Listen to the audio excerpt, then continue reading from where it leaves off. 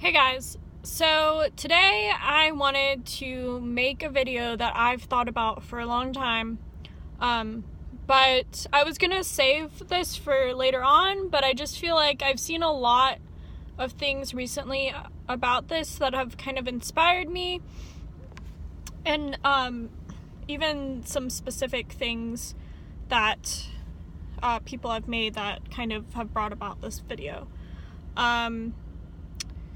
So basically, I'm going to talk about the top 3 typology traps that people get into. Number 1, I would say, is mistyping. So if this is your first video, or if you just haven't watched videos where I've talked about this, I was actually mistyped when I first started my typology journey, let's say almost 9 years ago. 9 years ago is when I first took the test at 16. I got ENFJ. And if you've been watching my channel, I am an INFJ, as in MBTI terms, or IEI, INFP in Socionics terms, but I'm not going to really, talk about that distinction. I'm going to talk specifically about Myers-Briggs MBTI. It's very easy to mistype. I think for one of the reasons why I feel like I mistyped was I had a very kind of negative view of what an introvert is. And I think especially in Western societies, particularly the United States, extroverted types are preferred over introverted types. And I think that's a little bit changing, but if we're thinking about in school or workplaces, all of that, extroverted types are typically preferred. And I would even say for popularity purposes, because extroverted types are considered more outgoing. By the way, I wrote my 3 things on my hand while I was in my little class thing for my work. So the other thing that people do when they're mistyping, there's so many different things. The other thing that people grab onto, especially in MBTI, which if you know the cognitive functions and their actual preferences, it would be counterintuitive. But in MBTI especially, people hold on to the idea of being a judge or a perceiver, a P or a J. And they're like, oh, I can't be an INFP because I am organized. I'm more judging and I make lists. That's just simply not true, because at the end of the day, those are behavioral things. Those are not necessarily cognitive things. And if we're thinking about the cognitive functions in general, the extroverts are correct, the way they are configured or configured. So for extroverts in MBTI, they have the right J or P. But the introverts in MBTI are not the correct P or J, because in MBTI, Myers-Briggs, they use, to determine whether someone is a judge or a perceiver, they use the first extroverted function. So for example, my type, INFJ, and MBTI, they say that because extroverted feeling, my second function, is my first extroverted function, then therefore I am an INFJ instead of an INFP, which would actually be correct, because the first function is, well, first of all, you should go by the first function, which Socionics does. So in Myers-Briggs and in Socionics, the extroverts are the same, But in Socionics, because they use the first extroverted function, and since extroverts are already extroverted, they're already using their first extroverted function because that's their first function. In Socionics, they use the first function, so NI, introverted intuition, an INFJ in Myers-Briggs would be an INFP in Socionics, and that's actually their real configurement, is a perceiver, not a judger. And this is specifically for the introverts. So regardless, what people say is J or P is kind of more so a behavioral thing that they're referring to, because oftentimes they're not referring to those cognitive values that the perceiving and judging are actually supposed to represent. They hold on to, oh, if I'm messy, I'm a perceiver. If I'm orderly, I'm a judger. And that just simply is not true. Also, when people take the test, because the test is very flawed, or just human error in general, again, I have mistyped before. I've known so many people that have mistyped. People also, which is a very common thing, and I think, sorry I'm getting kind of heated, I'm just very passionate about this, but I'm going to make a separate video about this eventually. I've kind of talked about this, but people, when they get into typology, specifically Myers-Briggs, they see the N and the S as like this huge defining thing. I think it's the same as the F and the T, the feeling and thinking function, but I'm going to specifically talk about the N and the S because I think this is where the dividing line really happens. People see sensors as being stupid. They see sensors as being beneath intuitives. Intuitives are the intellectuals. Intuitives are the smarter people. Intuitives are the ones that, they're the sages. They're the people that are the Oprahs and the Mahatma Gandhis of the world, or Sir Isaac Newton, stuff like that. So either, it will go either way, and sometimes it's both. People will mistype as intuitives when they're actually sensors because the test kind of makes it appear that, it will have questions that are like, do you ever dream about abstract things or something? And of course, even if you are a sensor, even if you are an intuitive, regardless of whatever you are, at some point you probably have dreamed about abstract things or things that are not real, or you've imagined different things. So sensors will oftentimes mistype as intuitives because they are answering questions that do not do a good job of figuring out the values of the cognitive functions. Or we have intuitives like myself. I did fall into this trap as well, where I did think when I first got into typology, because I didn't, this was before I studied the cognitive functions, this was before I, put in the time and the research and all of that other stuff and really knew the theory better. I, like many other intuitives, or just people in general, looked at sensors as the inferior cognitive function, or people, or personality. If you are a sensor, this is inferior to intuitives. Like, intuitives are, what you want to be. And I think, well, not even just I think, there's so many people out there, there's so many incredibly intelligent people that are sensors. There are some really dumb, stupid intuitives out there. What your IQ is, what your intelligence is not valued based on sensors or intuitive, sensory or intuition, because there are many other factors to go with that. And maybe there will be percentages or statistics associated with certain types and their IQ, but even at that can only go so far, because statistics are flawed.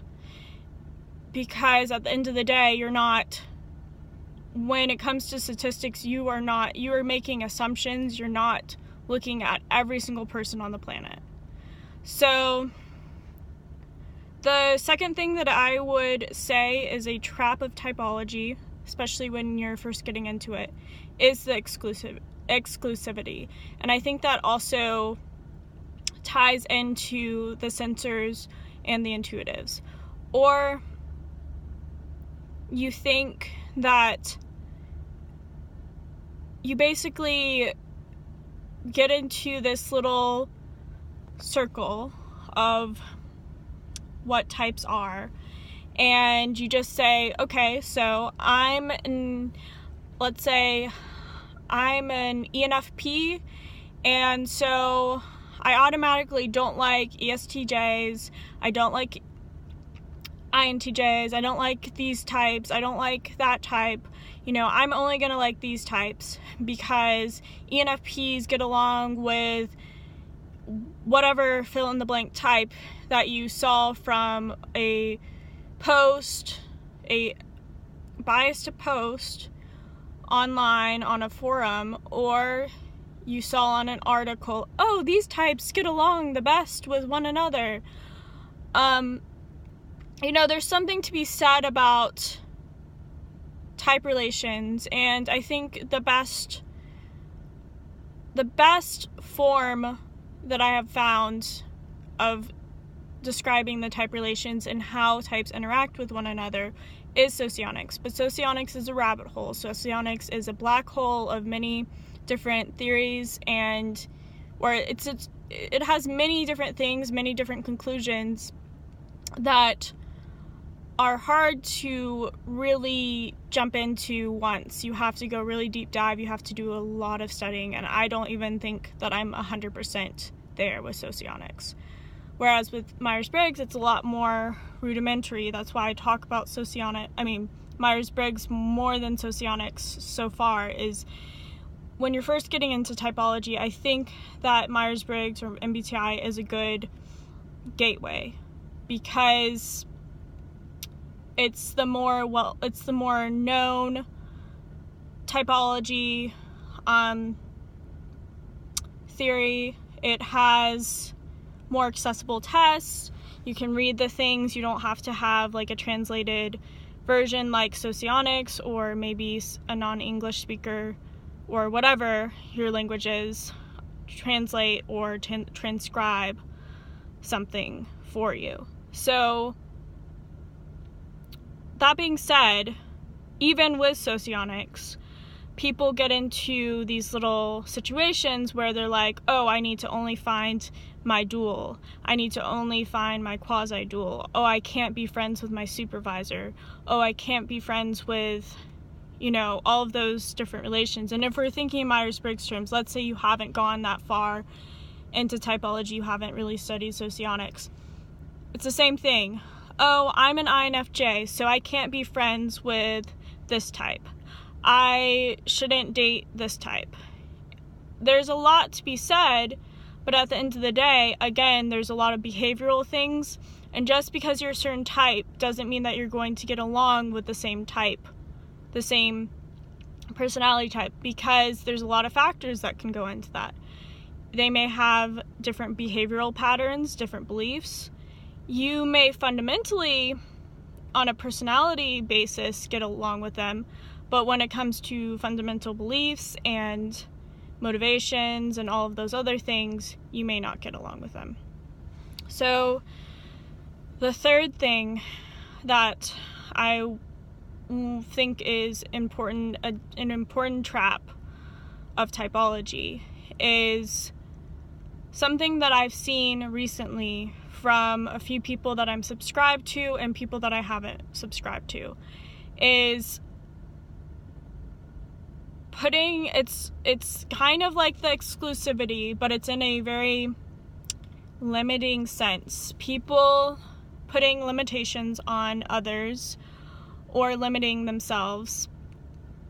And what I mean specifically by this is to say, oh, I'm an INFJ, so I can never be successful in business because INFJs we're the outsiders, we're the people that are misunderstood. We're misunderstood, so no, but we could never be business people. We could never be successful. We could never,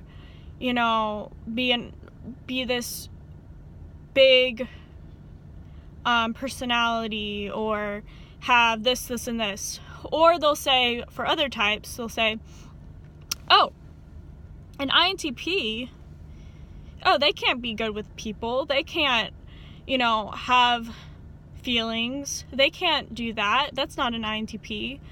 They're limiting not only themselves, but also other people. They're saying things that they're making behavioral things into a fundamental personality thing. And they're also, by putting these limitations on people, it's like, okay, just because you know about typology, the majority of people out there, or I don't know if it's the majority, but a very large plurality of people do not know about typology.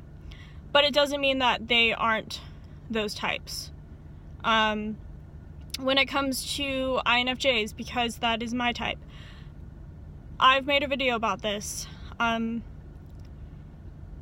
Even if we are as rare as some of the statistics say, so like 1% of the population or whatever the percentage is, there are millions of people with the same personality. And so to say that no INFJ has ever been successful or no INFJ has done this, no INFJ has done that, those are behavioral things. So I don't understand. I mean, I guess I do, because when you first get into typology, it's easy to get into these traps. But if you continue to do things like that, and you point fingers at people saying, oh, this person's successful, they can't be an ISTP. Oh, this person's loving, they can't be an ESTJ. Oh, this person is artistic, they can't be an ENTJ. Like, those things are just, you just have to step away. And you have to also realize where that's coming from and look at yourself. If it's coming from a place of projection, you may want to think about that. If you feel like, let's say you are a certain type. Let's say, for example, I was an ISTJ. And I felt that, I'm 75 years old and I'm an ISTJ, or whatever age, I may be. And let's say it's, stereotypically speaking, let's say ISTJs aren't the most artistic people. And I see someone who is claiming to be an ISTJ, and I say that because I see them as claiming to be ISTJ, and they're like this successful designer, very artistic, and I'm like, oh, they cannot be ISTJ because they're the successful designer. That's just, it's doing a disservice to yourself, because I personally believe anybody is capable of anything. And when it comes to fundamental personalities in the sense of cognitive functions and the way our cognitive functions are aligned, those things don't change.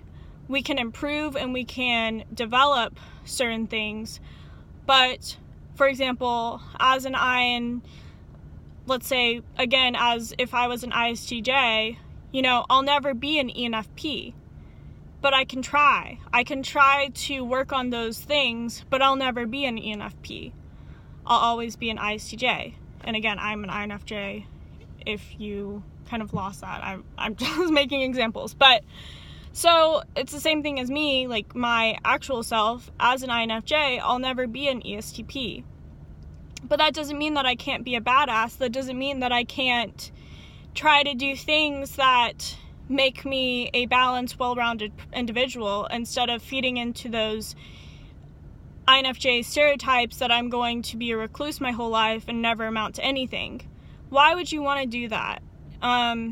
So sorry that this is heated, and I hope that this didn't offend anybody, but actually I hope it kind of did, because I hope you guys are able to think about some things. And if you're new to typology and you have done these things, any of these things, maybe all of these things, don't feel bad, because it is, when you're first getting into typology, you know, I didn't realize this until I said it out loud. I've been interested in typology, you know, maybe not to the level that I am now, but I've known about typology on a more, or I guess I've been actually aware of typology. I probably heard it beforehand and I just didn't acknowledge it, but I've been aware of typology since I was 16. So I understand that a lot of you may have not known about typology for that long, or you haven't studied the cognitive functions or gone as deep dive. Even if you did know about it for so long, you didn't really get into it until recently. And I think for that, you know, I wouldn't blame yourself, because it's very easy. I think there's a journey that everybody goes on once they really start studying the actual cognitive functions behind things, and they really get into more deep dive subjects. But that being said, if you have been in the, you know, you have studied the cognitive functions, you are more aware of the personalities, you have interacted with certain personalities, you have had certain experiences, all of those things, and you continue to have this limiting belief, or you have these certain things, maybe you should do some research or some self-evaluation. And at the end of the day, I don't know everything, and I don't claim to know everything, and I'm wrong a lot of the time, but I hope that this video was helpful, and I hope that this kind of shed some light on the 3 top typology traps that there are. And I know I didn't really go into all the different types of typology. There's so many different things, and I mostly just talked about Myers-Briggs and Socionics, and I did it in a very general sense. I hope that this was still helpful, because I think this applies to so many different things about typology. So I am burning up because I'm in a heated car with this coat on, and I have to go, but I hope you guys are having a fantastic day, and I will see you in my next video. Bye.